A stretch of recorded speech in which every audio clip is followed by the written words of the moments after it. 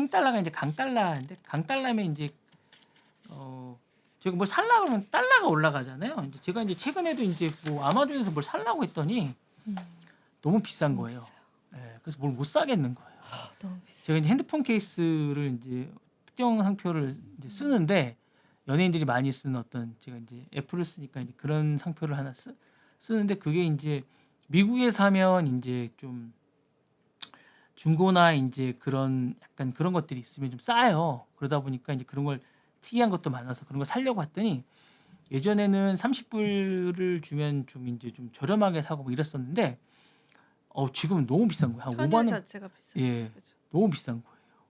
못 사겠네. 그리고 예전에는 이제 그 아마존에서 사면 이제 그 아마존에 이제 그러면 약간 리퍼 같은 것들이 있어서 그러면 이제 애플의 그런 상품들 같은 것들도 저거 이제 리퍼로 사면 한국에서 파는 가격보다 이제 한 3분의 2 가격 정도에 살 수 있었거든요. 그러니까 지금 한국의 가격보다 0.5배 정도 되는 거예요. 너무 비싼 거예요. 못 사겠는 거예요. 그러면 사실 그러면 이제 안 사게 될 거 아닙니까? 그럼 당연히 매출이 줄겠죠. 기본적으로.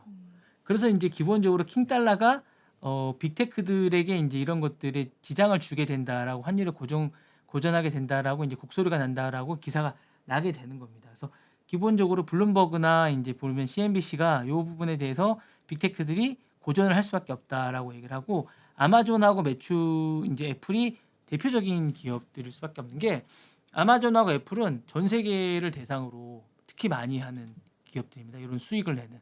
그러다 보니까 심각한 것 같아요. 요게. 특히 아마존은 최근에 12년 만에 최고 매출을 올렸는데 내년도 매출은 이 실적이 증가한 거 이상으로 다운이 될 거라고 환율 때문에 그래서 그만큼 그 주가가 떨어지기까지 했거든요. 그러니까 21억 달러가 떨어질 거라는 거예요. 예, 그 정도로 지금 안 좋은 영향이 있을 거라고 하는데 대비책이 뭘지에 대한 고민을 여러 가지를 많이 하는데 사실 대비책은 없습니다. 그렇죠. 예. 달러가 잡히지 잡히지 않는 않는 이상. 네. 뭐 여러 가지 대비책을 이제 뭐 제가 이제 보고서를 읽어보고 막 이랬는데 가격을 내리지 않는 이상. 네, 가격을 내리는 것밖에 없어요. 마진을 예. 줄이지 않는. 현지화에 맞는 가격을 내리지 않는 이상 없습니다. 맞습니다. 가격을 내리는 것밖에 없습니다. 예, 현지에 맞게. 그렇죠. 근데 애플은 가격한데 아마존은 사실 힘듭니다. 예, 아마존은 사실 힘들고 그래서 사실 아마존은 최근에 싼 제품을 만드는 그런 존을 만드는 이유가 사실 이런 것도 좀 있는 것 같아요. 제가 볼 때. 그래서 이제 이런 것도 좀 있고 그리고 최근에 이제 그 트럼프가 셰인이나 그 알리바바 같은 그런 관세 부분도 낮은 관세도 이제 관세를 매기겠다고 하잖아요. 이런 거하고도 약간 관련이 좀 있는 것 같아요. 그래서 이런 부분도 이제 좀 배려를 하는 듯한 이런 생각이 좀 있는 것 같습니다. 그러니까 제가 볼 때 방법이 없는 것 같아요. 그래서 그냥 환율을 해야 되는데 이런 것들이 제가 볼 때는 기본적으로 최근에 트럼프 정책하고도 많이 관련이 있는 것 같습니다. 그래서 이런 부분에 이제 곡소리가 좀 나는 것 같아요. 빅테크들이 제가 볼 때 결론적으로는 빅테크들이 다 피해를 좀 입는 듯한 느낌이 좀 듭니다. 그래서 좀 이렇게 좀 로비를 좀 제대로 해야 될 것 같은 생각이 좀 듭니다. 네, 잠깐 이렇게 전해드리겠습니다. 예, 다음 소식 전해드리겠습니다. 머스크 타임즈 아직 안 나오네요. 맨 마지막에 그거 보려고 했는데. 네. 계속 먼저 기다리고 할까요 그거를? 아니요. 마지막 하이라이트로 해주세요. 네. 자, 일본 제철이 US 제철에 이제 집착을 하고 있는데 이게 좀 특이해요. 원래는 이제 이 과정을 잠깐 좀 설명을 드리면 제가 이제 요 보면 이제 원래는 이제 바이든 정부 때 US 제철을 거의 인수할 뻔했어요. 근데 바이든이 이런 국가적인 것들은 자기가 이제 퇴임하기 2주 전인가요? 그때쯤 자기가 이제 줄 수 없다. 그래가지고 이 바이든이 거절을 했어요. 그러다 보니까 이제 이게 일본이 막판에 고소를 하니 어쨌는데 했는데 결국에는 이게 무산이 됐습니다.